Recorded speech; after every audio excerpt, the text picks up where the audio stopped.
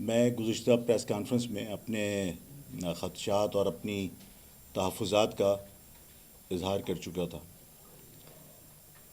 میں نے بتایا تھا کہ ہمارے اوپر جو غیر اعلانیہ سیاسی سرگرمیوں پر اور میڈیا کوریج کے اوپر جو پابندی ہے اس سے اور جو انتخابی مہم کے دوران اسلحے کا بے دریغ استعمال اور اس کی نمائش اور لوگوں کو خوفزدہ کرنے کا عمل تھا، ان تمام واقعات سے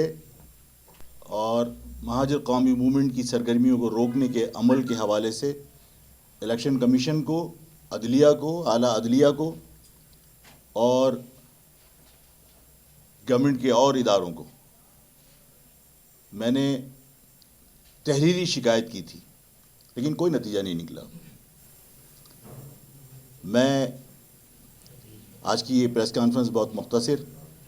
لیکن اہم ہے۔ میں اس بات پر پوری طرح مطمئن ہوں اور مجھے یقین ہے کہ اس الیکشن میں مہاجر عوام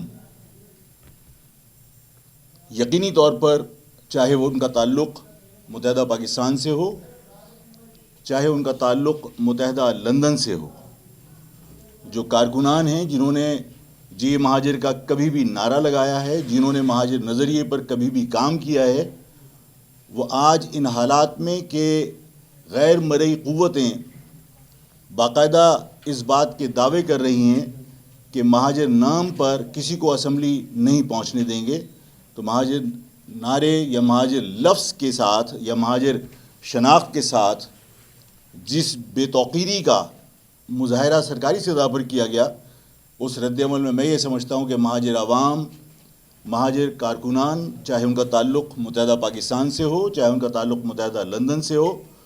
وہ اس بار صرف مہاجر نظریے کے حوالے سے مہاجر نظریے کو سپورٹ کریں گے اور مہاجر نظریے کو ووٹ ڈالیں گے۔ اور یہی خوف ہے جس کی وجہ سے طاقت کے استعمال کے لیے باقاعدہ کھلی چھوٹ دی گئی ہے مطلوبہ نتائج حاصل کرنے کے لیے، اس یقین کے بعد کہ جو پہلے کہا جا چکا اس کو عوام بھولی نہیں ہے، اور ان ساری باتوں کو سامنے رکھ کر انہیں اس بات کا یقین ہے کہ مہاجر سیاست سے نفرت کرنے والے لوگ اور مہاجر سیاست کو گالی کہنے والے لوگوں کو اس مرتبہ عوام ووٹ نہیں ڈالے گی۔ میں آج صرف اتنا کہنا چاہتا ہوں، 3 اہم نکات ہیں،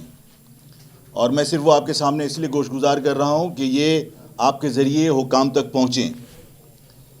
اس شہر میں جس طرح طاقت کا بے دریغ استعمال کیا جا رہا ہے، پیپلز پارٹی اور متحدہ کے حوالے سے جماعت اسلامی کے لوگوں پر باقاعدہ فائرنگ کی گئی اور شہر میں اسلحے کا بے دریغ استعمال ہو رہا ہے۔ میں نے کہا تھا کہ یہ شہر